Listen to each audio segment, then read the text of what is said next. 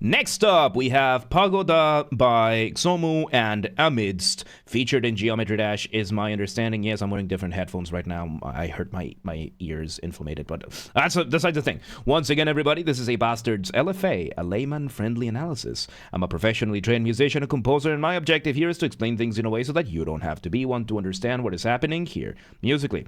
So if you like the sound of that, make sure you're following the channel, subscribe to the channel, whatever term you want to use. Like the video, share the video, leave a comment, turn on notifications, become a member. Members get early access. More details on that at the end of the and the end spiel of the end of the video, along with all the other information. Disclaimer is showing on your screen right now, so pause the video if you want to read them in detail. Other than that, let's go ahead. Let's get started. Pagoda. Let's go.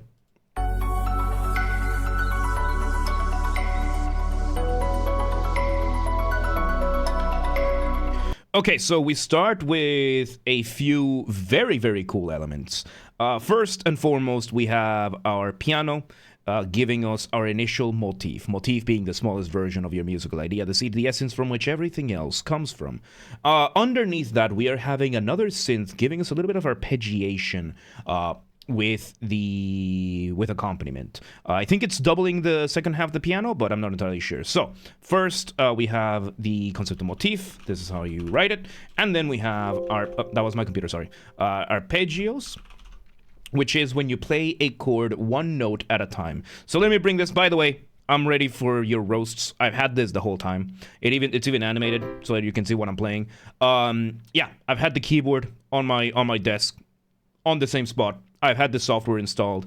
I just legitimately forgot it existed, so yay me. So, an arpeggio, of course, here is a block chord with the C major, and an arpeggio is just playing the chord one note at a time. So we have that going on while we have the piano giving us our very, very beautiful motif. Let's see where it goes. And we have So yeah, we have another instrument giving us another variation of the motif. Or I think the piano was partially doubling the motif, because now it's switched to like a string instrument. And now we have another synth a little bit lower down giving us the bass line of this. So pretty nice. And of course now we're going to build up for the drop. So let me go back a second or two. Let's see.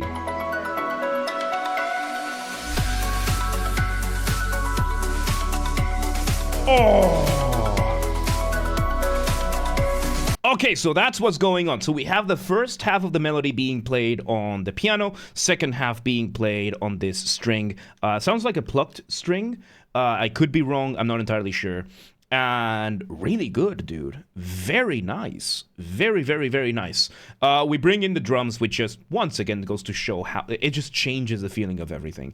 Goes to show the importance of your accompaniment. Once again, I have to bring it up. If you want to hear an example of this being done to more extreme, listen to the intro of The Mirror by Dream Theater.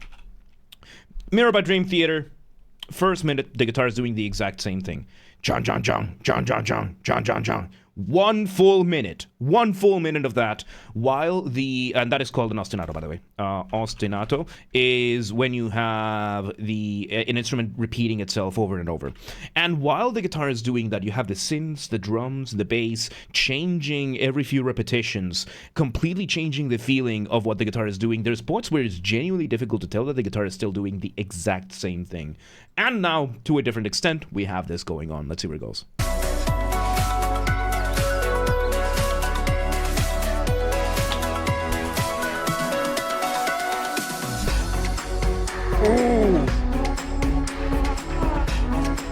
Oh, this is really cool. Okay, so the next time we bring in this repetition, we start sidechaining the instrument. We bring the instruments down an octave, it seems, or a couple of octaves, so now they're sounding a little bit lower, and we are sidechaining the instruments. Sidechaining is when you turn down the volume and back up, usually when the drum hits. So we're hearing the drums hitting, and when the drum hits, we can hear whatever is being sidechained getting turned down and then back up. I see two types of sidechaining. There's the gradual type, where it's like the time it takes you to turn the knob, and then there's the on-off type. Usually it's the gradual type because it gives you like this wave pattern to the dynamic. Let's see where this goes. We're adding build up. Nice. Nice, nice. And... ooh, very nice.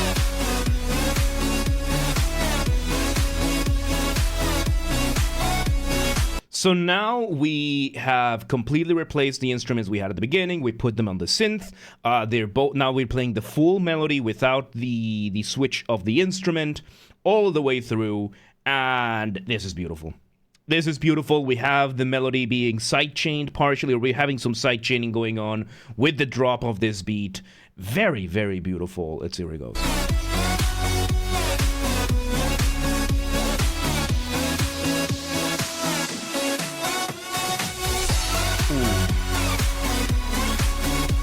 We repeat, and we just bring one more layer of the synth playing higher. It's insane how simple some of these things can be, and how profound an effect they can have. We literally just brought this up an octave. And we're having some of the arpeggios in the background as well right now.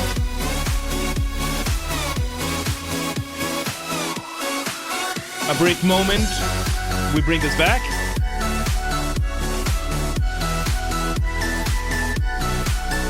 We bring back the instrument that was doing the second half of the melody the first time around, and now we have it do a new version of the melody, a new variation of the motif. It sounds to be a partial retrograde of the motif. So, retrograde being a very peculiar type of ways of developing your music. This is one of the ways, along with inversion, that you can do. So, inversion is taking a musical idea and flipping it upside down, right? So let's say we have this very quick C major motif, right? So, and if you were to invert it, now it's, instead of going up, you have it going down. That's inversion. However, retrograde is a little bit more specific because it means you're playing things backwards. So let's say we have something a little bit more complicated, right? So let's say we have that, right? So not that complicated, right? And now if we were going to be doing retrograde, we have that going on. So we're playing the notes backwards, and it seems we're having a partial retrograde over here, grabbing that little cadential melody that we had before and using that. So cadential melodies, right? So let me explain that concept real quick. So when you're making music, you're doing one of two things. You are building tension, or you're resolving that tension. That point in between we call a cadence. Now, a cadence is usually done mainly in the chords, but you can also have the melody leading up to that. And something to note about motifs is how jealous motifs are. If you have an idea that has a motif, the motif is going to want the spotlight most of the time. It's very temperamental, and it's very easy to break your music if you don't give the motif the attention it demands. However, there is one small exception, that is cadential melodies, or cadential motifs, that you can use in order to end whatever chord progression, whatever sequence you're doing, while keeping the motif happy enough. So, this is usually, these are very subjective, but let's say we have a melody, let's say we're just in C major. So a cadential melody, it can be something as simple as very simple, or something like,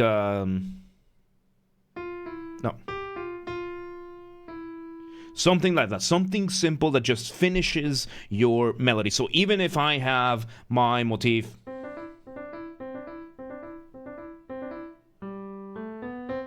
I can just play the motif. I can like do a sequence version as well.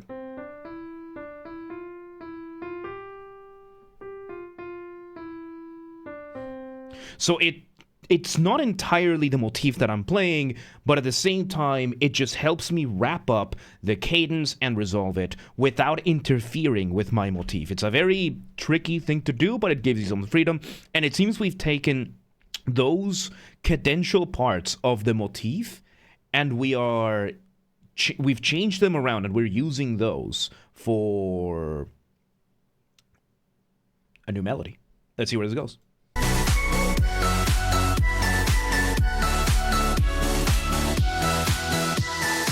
Ooh, we build up, we go. There we go. Same thing as we did before. Oh. Now we have a second instrument, a second layer here.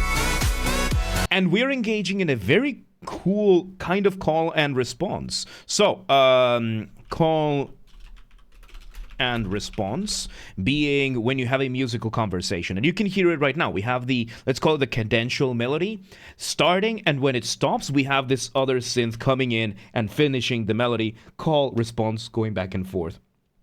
That kind of thing. Very beautiful, and it adds, we're using essentially the same techniques we were before, except this time we're adding the call and response. And by the way, in the beginning, the piano and the string instrument also have that call and response. So, I don't know where it is as well. There you go. Welcome today. Say how you know.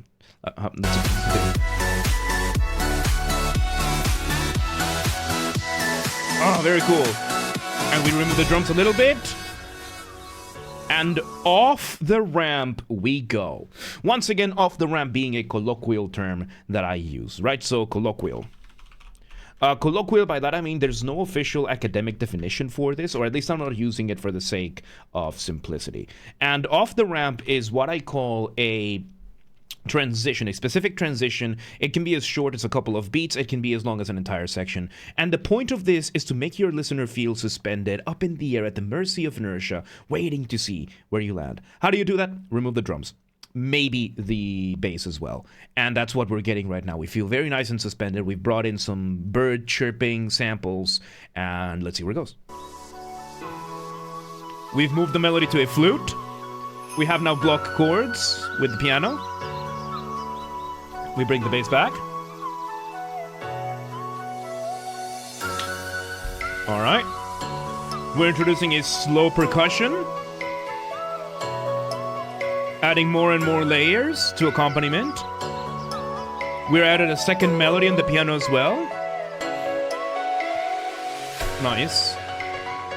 There we go. We brought this other one now with some arpeggios from what sounds to be like a harp-esque instrument. Very nice slow build-up. I like this.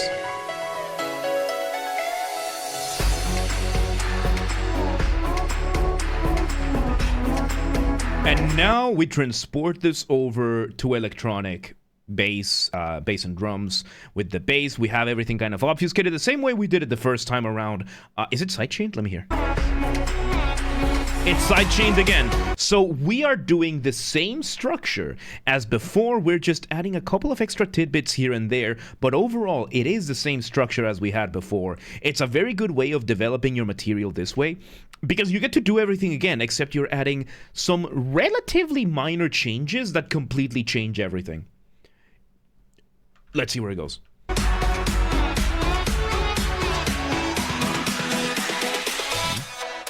Off the ramp, and we're having this version of the melody again. New third variation of the melody, I think. Really cool. We had some counterpoint with one of the other synths. Very nice. Very cool. We bring the octaves up again. Nice, nice. Let's see.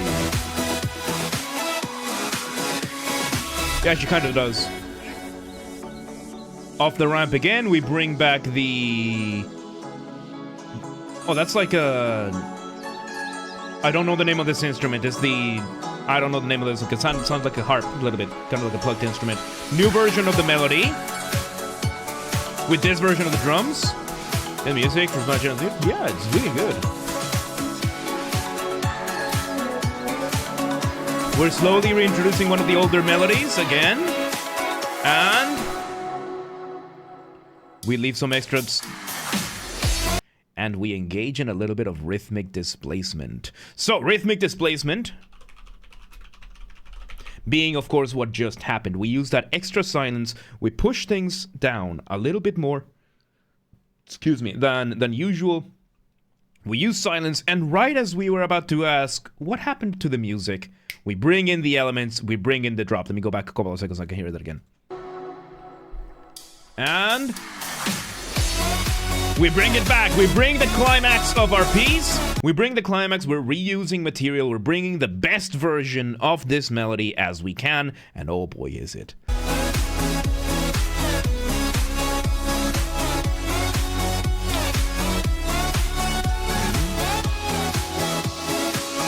Off the ramp and stronger even.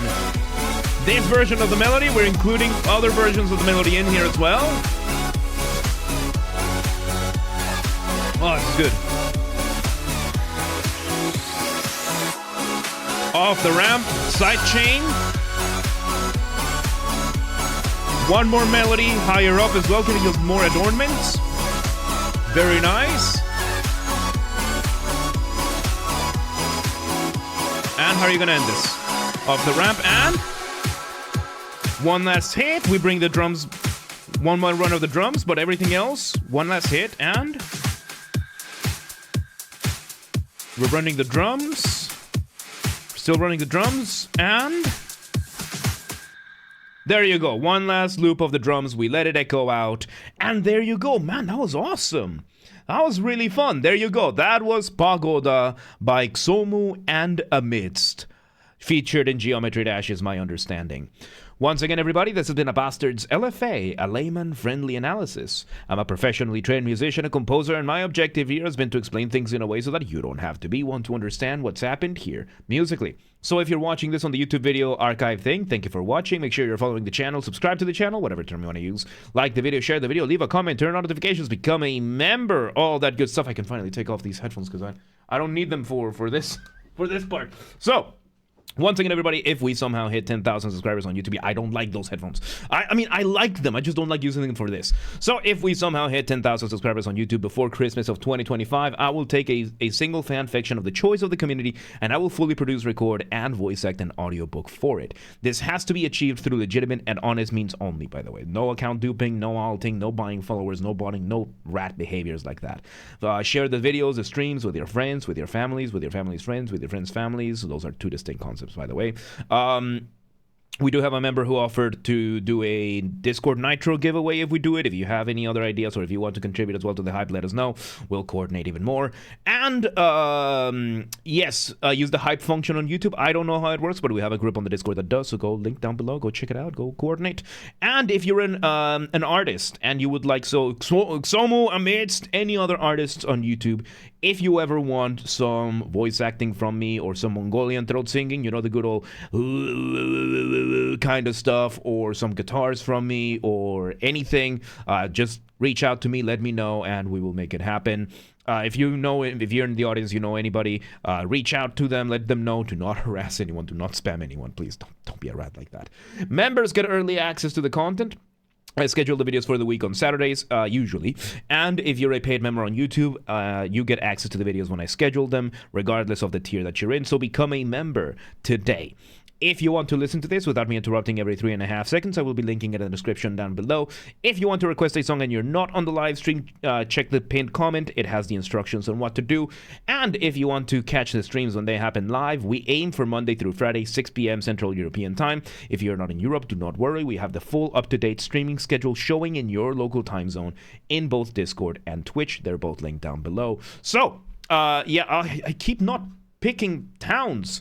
If you live in Fort Wayne, Indiana, and you're like, yeah, but what time is 6 p.m. in Hungary? I don't live there. Don't worry. Just go to the Discord or go to the Twitch, both linked down below, and it's going to show in your local time zone. And follow the gaming channel. We have a gaming channel because, of course, I have a gaming channel. I'm on YouTube. What else could I possibly have? Games are Basterd. That's where I put the recordings of the video game after shows when they happen. They get recorded on the main channel, and then the recordings go on to the gaming channel.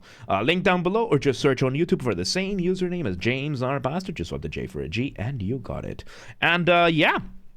There you go. Pagoda by Xomu and Amidst. Really good stuff, man. Really, really good stuff. I liked it. I really good stuff. But, yeah, let's move on.